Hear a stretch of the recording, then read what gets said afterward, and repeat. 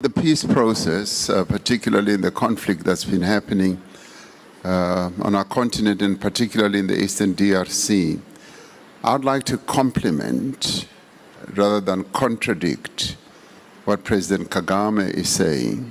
Processes that have been happening on the continent, either the Nairobi process or the Rwanda process or the AU process, have been very, very essential in building a foundation of peacemaking, also confidence building, up to and including agreements that have been reached for a ceasefire between the belligerents, up to and including the withdrawal of, say, the SADC forces as they are withdrawing now.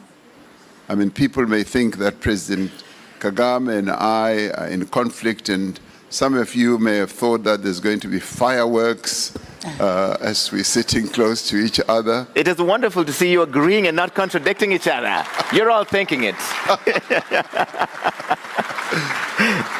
So all these efforts have been building a very strong and firm foundation.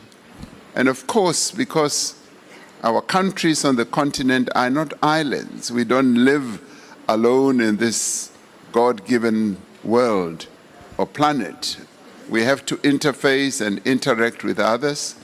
So whatever contribution others can make who are extra African is important.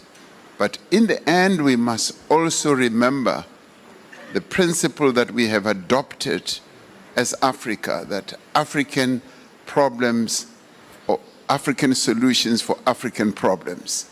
In the end, and President Kagame knows this, whatever discussions are happening, in the end has to be endorsed, signed off, and owned and appropriated by us as Africans.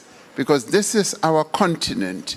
We are in charge of the future of this continent.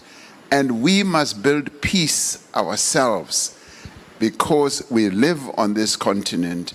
And therefore, we have a deep responsibility to ensure that peace does indeed prevail.